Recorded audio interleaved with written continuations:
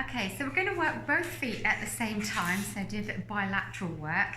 And just for the sake of this demonstration this afternoon, I'm not going to use any balm because I'm going to just really feel what the very subtleties of the meridians can tell me without any sort of medium involved. So before we start, we're going to do another examination of the feet and really see if there's anything that can alert us to a possible potential imbalance with meridians. So what we're looking for is the usual freckles, moles, lumps, bumps, anything that is out of balance on the feet, we can relate it to the meridians.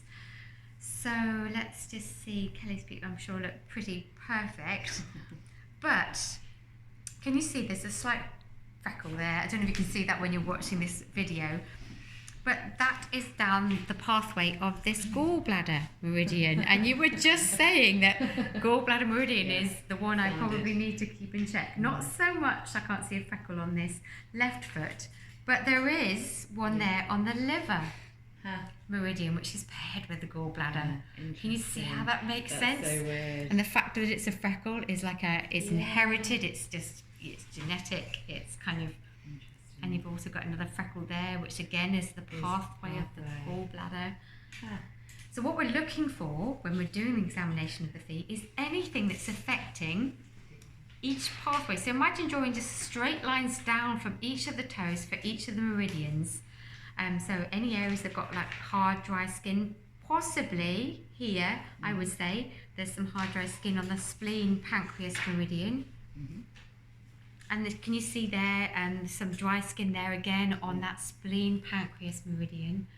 So we're just looking at what imbalances relate to the meridians when we're doing the examination of the feet. So first of all, we are going to really thoroughly, you can do both toes together, work the toes and see if you can feel, I'm using pretty firm pressure for this to start with, which toes feel congested. Does feel a bit tight on that left big toe. Doesn't feel too bad. Right, let's go to, so we've got the spleen, pancreas, liver meridian feels okay. So the second toe is the stomach meridian.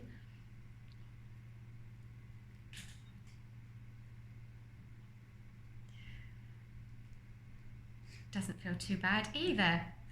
The middle toe doesn't supposedly have a meridian going through it, but you can relate it to the kidney meridian because right where you have the solar plexus as a reflex, it's actually the beginning of the kidney meridian. K1 it's called as an acupressure point. So some people say that energetically it continues up to the middle toe.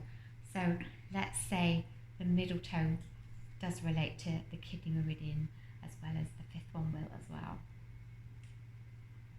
Again, it seems okay.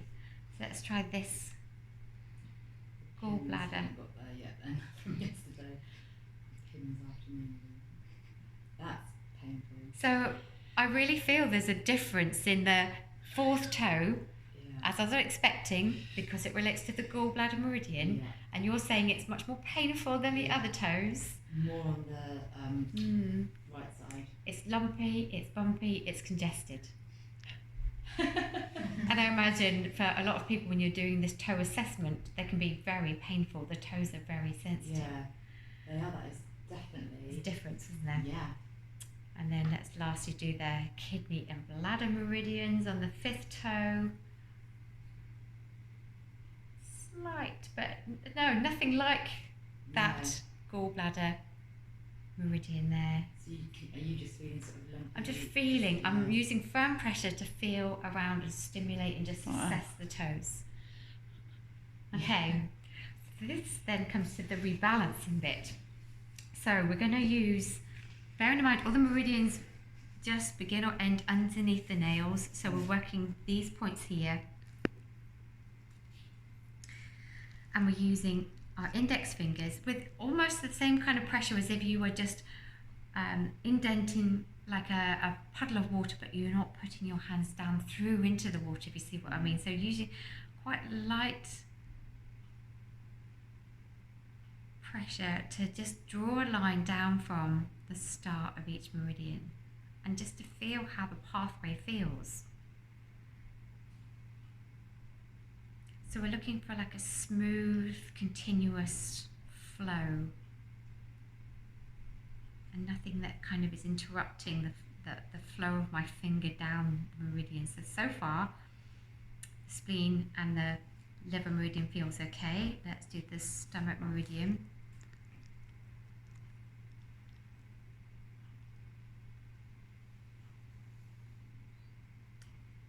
So again, that feels just a smooth ride. There's nothing interrupting my finger working down. We'll do the kidney.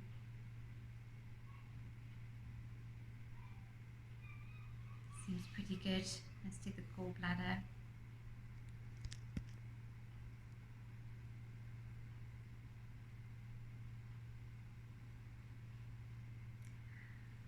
So there was just some slight, only slight though, I'll do that again. There's just slight, it's like the popping kind of congestion you'd expect with reflexology. It's just a bit more like of a lumpy, bumpy kind of pathway rather than it was smooth. And then we'll do the kidney.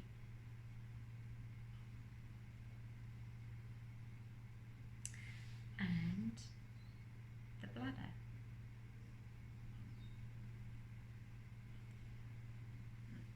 So now I've assessed, and that feels fine too, so now I've assessed all of those meridians on the feet, I can now conclude that I would say that the gallbladder meridian is excessive, and if I went back to the liver meridian just a minute, I would say that feels depleted. So I can work on these a couple more times. My intention is to increase the liver chi and calm the gallbladder chi down. So it's a bit more about using your intuition, using your quiet mind to assess what the meridians are telling you. It's very different than the firm stimulating pressure you've been using so far. And I think you really have to be quiet in yourself and use your just whichever thoughts come to your mind as intuitive thoughts are right. Don't doubt yourself too much. Don't question, am I right, am I wrong? It's just trust what you think, what you feel is right. So that's it. That's how we can incorporate working the meridians. It's quite nice at the end of each treatment to actually do just that meridian rebalancing because it's light and pressure. It's just going to be relaxing and it's working energetically. So you can do that at the end. What about the metal and the fire then? Is that the metal and the fire? Because then you would have to look up what advice would you give someone that has maybe metal imbalance, whether diet, lifestyle, climate, what suits them. There's a lot of information out there on each element and it's quite complex actually what the Chinese traditional medicine approach can be like. Okay.